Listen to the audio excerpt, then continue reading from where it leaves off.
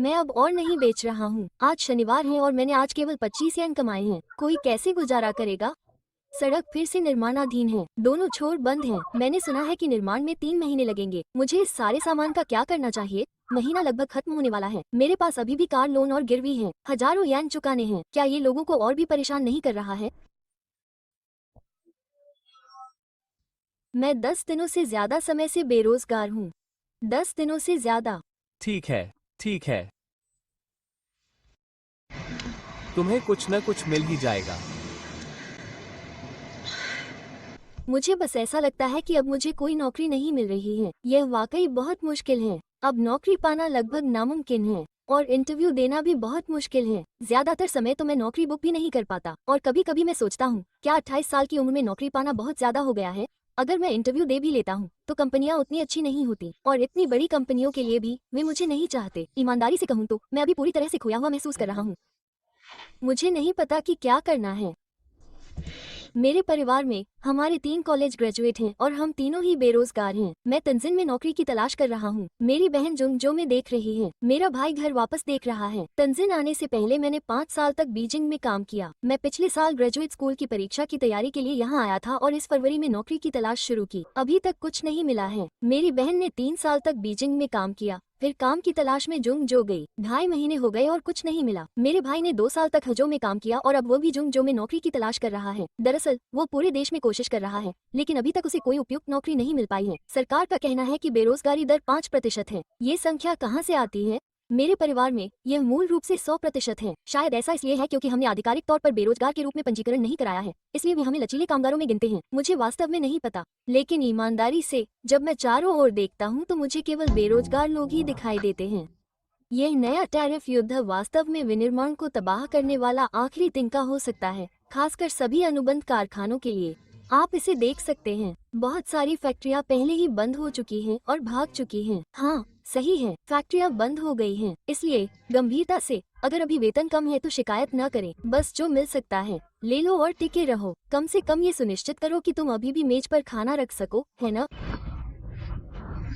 मुझे लगता है कि मैं अब और नहीं टिक सकता। मैं बहुत लंबे समय से यहाँ इस जगह पर बैठा हूँ। मेरे 2 बच्चे हैं, उनकी स्कूल की फीस, उनका खाना, उनके कपड़े और घर के सारे खर्चे। मेरे पति के पास अभी कोई आय नहीं है और वो मुझसे पैसे मांगते रहते हैं। मैं अभी भी नए कौशल सीखने की कोशिश कर रही हूँ, इसलिए मेरी भी कोई आय नहीं है और मेरे पति को अभी भी 2 बीमा भुगतान करने हैं।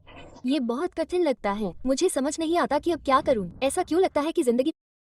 दोस्तों, क्या आपके एमएस ऑफिस सॉफ्टवेयर के अंदर ये वाला ऑप्शन है? ध्यान से देखो, इसे कहते हैं को पायलट। मैं गारंटी के साथ बोल रहा हूं कि आपके पास नहीं होगा। ये आपके पास कब आएगा? 5 साल।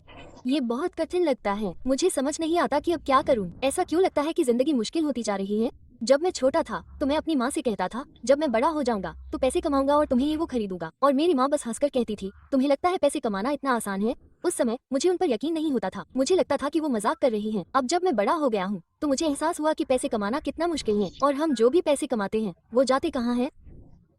मुझे नहीं पता कि मैं कब तक जिंदा रह पाऊंगा। भाइयों, देखो कैसी हालत है। मैं 10 साल से ज्यादा समय से काम कर रहा हूँ और अभी तक कोई खास पैसा नहीं कमा पाया हूँ। अब मेरे पास कोई पक्की नौकरी भी नहीं है। फैक्ट्रियां अब हम जैसे लोगों को नहीं चाहती हैं। 40 या 50 साल की उम्र में आप जवान नहीं होते, लेकिन आप बूढ़े भी नहीं होते। फिर भी आपको एक बुनियादी नौकरी भी नहीं मिल पाती। हम अपने परिवार का भरण पोषण कैसे करेंगे? सच कहूं तो मेरा दिल पूरी तरह से ठंडा हो जाता है। अगर हम साल के अंत तक सिर्फ फसल उगाते रहें और कुछ मुर्गियां और बत्तखें पालते रहें, तो हम तेल और नमक का खर्च भी नहीं निकाल पाएंगे। मुझे वाकई नहीं पता कि अब क्या करना है। आम लोग कैसे अपना गुजारा करेंगे? ये बहुत मुश्किल है यार, बहुत मुश्किल। सारी नौकरियां कहाँ चली गईं? सच में मुझे समझ नहीं आता। नए ग्रेजुएट्स को काम नहीं मिल रहा। 30 की उम्र के लोग जो अच्छा कर रहे हैं, उन्हें ऐसे ही नौकरी से निकाल दिया जा रहा है जैसे कुछ भी नहीं हो। मेरा भी चैट फीड उन लोगों से भरा पड़ा है जिन्हें नौकरी से निकाल दिया गया है। उन्हें श्रम मध्यस्थता के लिए मजबूर किया जा रहा है। मेरी कंपनी में भी हमारे फ्लो पर हर कुछ दिनों में कुछ लोग गायब हो जाते हैं। हर सोमवार को जब हम आते हैं तो आप सभी नए खाली डेस्क देख सकते हैं और यह डरावना होता है। वे हर हफ्ते कुछ लोगों को नौकरी से निकालते हैं और इतने लोगों को नौकरी से निकालने के बाद भी कंपनी मुनाफा नहीं कमा रही है। आपको आश्चर्य होता है कि क्या अगले हफ्ते मेरी बारी होगी? मुझे वाकई समझ नहीं आता। काम करने वाले लोग कम हो रहे हैं, लेकिन नौकरी पाना मुश्किल होता जा रहा है। अमेरिका चीन व्यापार युद्ध बदतर होता जा रहा है। बहुत सारे व्यापार बंद हो गए हैं। ये सिर्फ 1 या 2 दुकानें बंद नहीं हो रही है, दुकानों की पूरी कतार बंद हो रही है। ये सड़कों पर फैली महामारी की तरह है। जहां भी देखो किराए के लिए जगहें हैं। यहाँ की वास्तविक अर्थव्यवस्था वाकई खराब हालत में है। यहाँ लगभग 5 या 60 मिलियन येन डूब गए हैं। उस बड़ी जगह में कम से कम 7 या 80 मिलियन डूब गए हैं। इस पूरी गली में शायद करोड़ों का नुकसान हुआ है। ये शेनज़ेन का सबसे बड़ा व्यावसायिक स्थान हुआ करता था, जहां सभी अमीर लोग एक टुकड़ा पाने के लिए लड़ते थे। अब यह एक बड़ा मजाक बनकर रह गया है। आप इधर उधर देखते हैं और यह बंद हो जाता है। आज शनिवार है और यहाँ एक भी व्यक्ति नहीं है। करोड़ों येन यूं ही बह गए।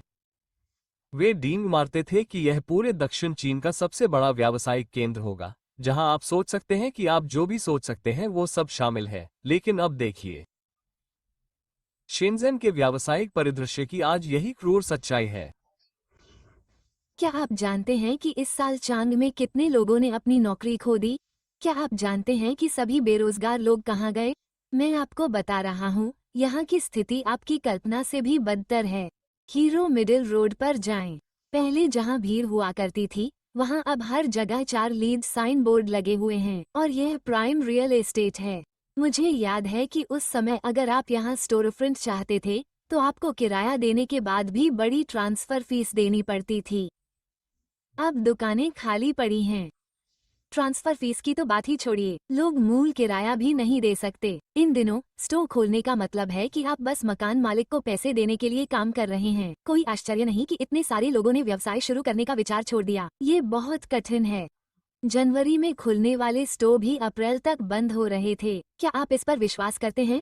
कुछ जगहों को उनके नवीनीकरण का पूरा उपयोग करने का मौका भी नहीं मिला और फिर उन्हें बाहर निकाल दिया गया। इस समय सड़कें मूल रूप से सुनसान हैं। अगर आप यहाँ काम की तलाश में हैं, तो आपको पैकेज, फूड डिलीवरी या डीडी राइड हॉलिंग के लिए ड्राइविंग करनी होगी।